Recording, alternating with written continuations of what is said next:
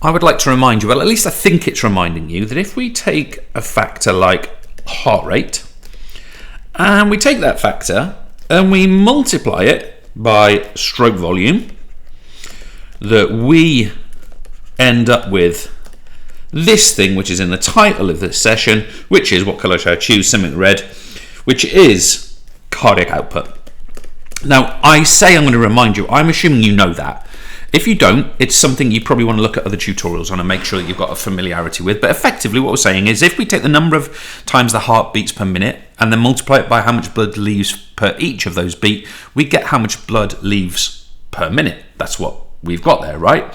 Now, that's a really interesting thing, but where it gets particularly interesting, in my opinion, is when we start to look at the actual construction of that. So with that in mind, I'd like to have a look at this graph. Now, I know it's a little bit small on the page, but I just want to sort of introduce you to a couple of factors. This, of course, what we're looking at here, this is a heart rate representation, okay? And I just want to introduce you to some points. Now, I'm going to focus on the green curve. The green is the sub-maximal, such as going for a training run. The red is a maximal, such as a sprint or something, you know, with high intensity, short duration. But what I want you to notice here is that we have a resting heart rate. In this case, it's 80 beats per minute. Anything between 60 and 80 is pretty standard.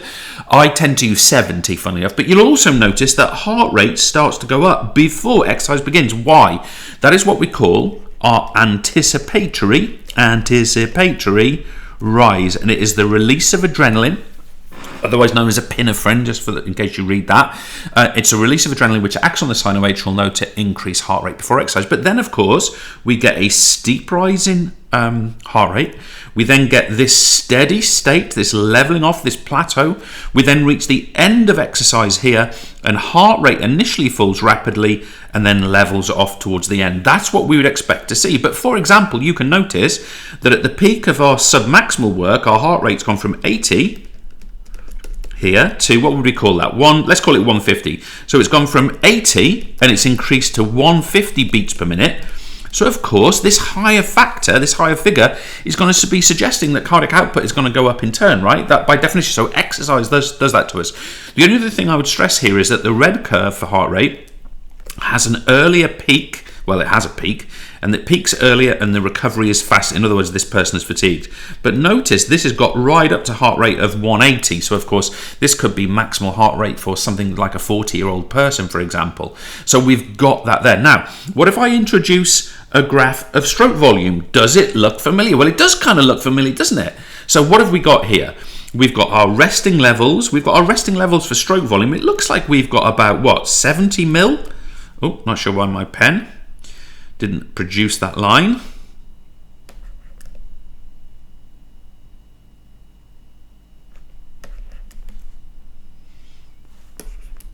We've got about 70 mil at rest just here. We get our anticipatory rise once again, folks. We get our anticipatory rise over here.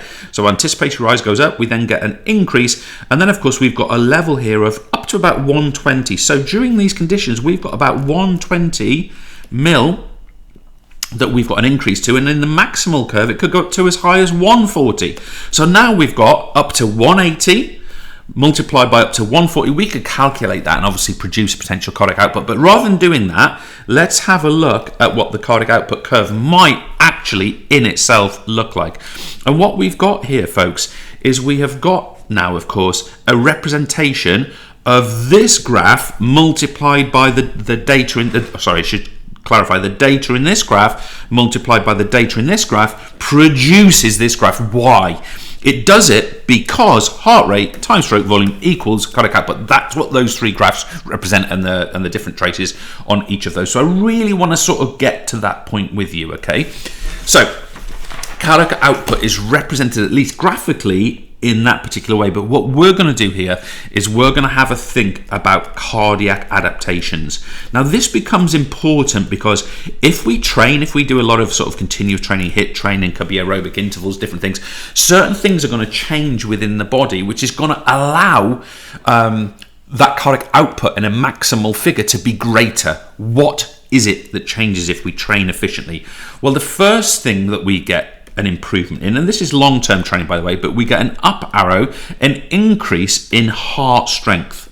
Okay, the heart itself becomes strong. It is a muscular organ, of course.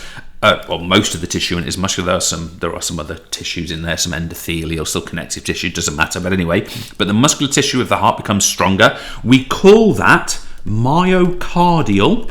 The muscle of the heart is exactly what that means, hypertrophy. So the heart itself hypertrophies, becomes thicker, engorges. It's therefore capable of more force. What does that mean? Resting stroke volume and potential maximum stroke volume goes up. Now then, let me record that for you. We get an up arrow in stroke volume. Stroke volume goes up. Therefore, because stroke volume is higher, we get a decrease in resting heart rate. Why? If stroke volume goes up at rest, let's say it goes from 70 to 80, why would resting heart rate go down? Because we still need the same cardiac output at rest. So we get a decreasing resting heart rate, and as a result of this, folks, and I really like this point, we get an increase in exercising heart rate range. Think about that a second. If we just go back to the graph here, if our resting heart rate, actually drops here, I'm not sure why I can't actually illustrate for you on this image. Let me try now. It's not going on for me, I don't know why. But if this heart rate drops here, resting heart rate, it means, of course, there's a bigger range of heart rates available for when we are exercising.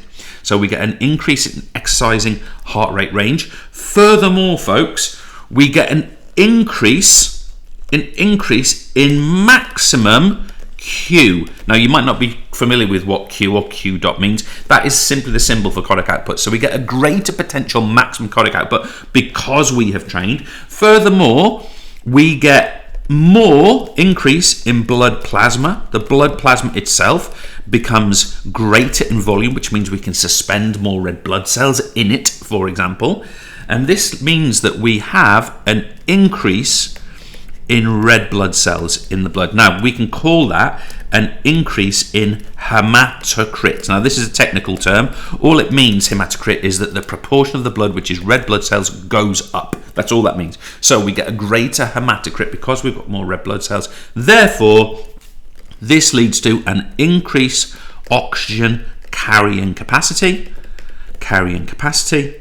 And all of this, folks, and that's obviously removal of waste is also important for that. But all of this is where I want to build this entire thing to. All of this means that performers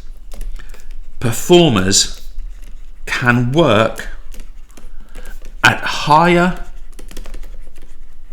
intensities, or let me just put intensity, aerobically. Now, that phrase there, if you can wrap that up, put it in your Christmas cracker, the whole shebang, that is ultimately what all aerobic training is aspiring to. Because if a performer can work at higher intensity but remain predominantly aerobic in their energy transfer and release, what that means is they are not going to reach fatigue until a much higher intensity of exercise. In other words, they won't reach OBLA as early. Last couple of things before I finish off with, I also want to say there's an increase in strength of muscles, not in the arms, not in the legs, strength of muscles, but in those nifty little blood vessels. That was meant to be red. Remember your blood vessels, your arteries, for example. Remember they've got a layer of smooth muscle around them. Well, that muscle gets stronger as a result of this. Also, we get increased capillarization